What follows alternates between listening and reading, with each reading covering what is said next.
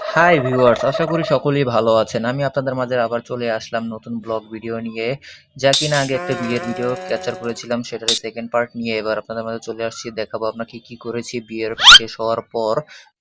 গ্রামে কিছু কাটানো মুহূর্ত নিয়ে আমি ভিডিওটা আবার ক্যাপচার করব, তো বেশি কথা না বাড়িয়ে ভিডিওতে যাওয়া যাক। Follow me। তো বিয়ের অনুষ্ঠান শেষে পরের দিন কিছু সংখ্যক আম নিয়ে চললাম যে আমের ভর্তা বানিয়ে সবাই আনন্দের সাথে খাবো। তো এই যে এরই মাঝে একটি বয়স্ক সংখ্যক নানুই বললে চলে, তার যে শরীরে এত এনার্জি যা বলার বাহিরে, সে আমাদের সাথে। তো এরই মাঝে যে নানুটা এত শয়তানি করতে পারে যা না দেখলেই নয়, একটু দেখে নেওয়াই ভালো।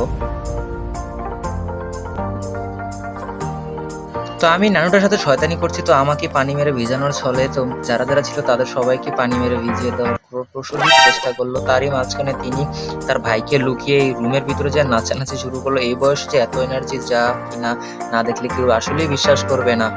তো আমি ভিডিও করছি, উনি আমাকে ভিডিও করছে, এটা না জিজ্ঞেস করে যে জিজ্ঞেস করতেছে আমার ভাই আছে নাকি। তো আমি বললাম না, নাই। তো শয়তানি শেষে সবাই মিলে আম মাখানো, আম কাটাকাটি শেষ। তো এখন আমরা দুইটা ক্যাটাগরিতে ভাগ করেছি, একটা হলো ফালা ফালা করে আম সিস্টেম, একটা হলো ভর্তা বানাবো। সেজন্য ভর্তার প্রস্তুতি এখন চলছে এই জায়গার ভিতরে। সবাই আছে, তো দুইজনের কাছে আমরা এই ভর্তাটা করার দায়িত্ব দিয়েছিলাম, কারণ আমরা না শহরে থাকি, এইসব ভর্তা টর্তা করার এক্সপিরিয়েন্স নাই। হয়তো ওনারা থাকে, ওনারা করে করে খায়, এগুলো জানে। সেই জন্য তা ওনাদের ভিতরেই দেওয়া হয়েছে দায়িত্ব। তো ওনারা হাত পা ধুয়ে সব কিছুই পরিষ্কার পরিচ্ছন্ন করে নিয়ে এই মরিচগুলো সবকিছু মেখে টেখে সবকিছু নাকি মাখাবে। যা মরিচ দিয়েছে বাবার, তো অসহ্যই লাগবে, দেখা যাচ্ছে শুধু মরিচ আর মরিচ। তো আমাদের খাবার শেষে আমাদের প্রোগ্রাম হচ্ছে আমরা পুকুরে গোসল করতে যাব। তো সব কিছু খাবার শেষে আমরা পুকুরে রওনা দিলাম গোসল করার উদ্দেশ্যে। তো পুকুরটা একটু ছিল দূরেই। তো এখন আমরা পুকুরের কাছে এসে পড়েছি। তো দেখতে পাচ্ছেন যে এই যে হলো পুকুর।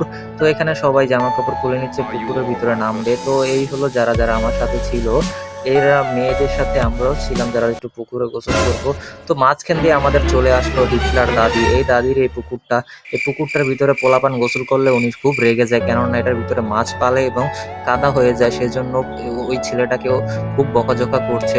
আর এই দাদিটার তো খুবই সাহস, যা এই বয়সেও যা বকাঝকা করছে, জানি না কম বয়সে কি ছিল। তো লাঠি নিয়ে সবাইকে তাড়ানোর চেষ্টা করছিল। তো আমরা গোসল শেষে আমরা বিকালে রওনা দিয়েছি ঘুরতে। তো এইটা দেখে আমি খুবই অবাক হলাম যে কেমন জানি বাথরুম, পুরোপুরি খোলা একটা প্লেসে এরকম বাথরুম, জানি না কারা যায়, বাতাস এগুলো থাকে নাকি। তো এটা শেষে একটু সংখ্যক আগানোর পরে আমরা রেল লাইনে আমাদের ঘোরার প্রোগ্রাম ছিল। এটা হলো রেল লাইনে ওঠার রাস্তা। তো রেল লাইনে আমরা অবশেষে পৌঁছে গেলাম, আমি, আমাদের কাজিন সহ আরো অনেক বাচ্চারাও ছিল। তো এই হলো রেল লাইনের দৃশ্যটা খুবই ছিল সুন্দর। তো রেল লাইনের পর আমাদের আশেপাশে একটু ভিডিও ক্যাপচার করে নিলাম, যা প্রাকৃতিক দৃশ্যগুলো ছিল অপরূপ সুন্দর। সেক্ষেত্রে আরো ছিল রেল লাইনে একটু হাঁটাহাঁটি করছি, সেগুলোরও ভিডিও ক্যাপচার করে নিয়েছিলাম। এই হলো রেল লাইনের সৌন্দর্য প্রতিময় ভিডিও, যা কিনা বিকেলে আসলে এরা সত্যি আসলে অসাধারণ। তো ভিডিওর মাঝখানে একটি যা মুভিতে দেখা যায় ডায়েন আসছে কিভাবে একা একা হাঁটছে অন্ধকারে, এই মেয়েটি তো পুরো এরকম সিন নিয়ে নিয়েছিল যে আমি ভিডিওর মাঝখানে।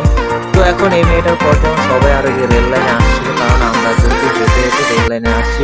তো ঘোরা শেষ করে পরের দিন আমরা রওনা দিব ঢাকার উদ্দেশ্যে, কেননা আমাদের গ্রাম অঞ্চলে থাকি না, আমাদের গ্রাম অঞ্চলে ভ্রমণ শেষ।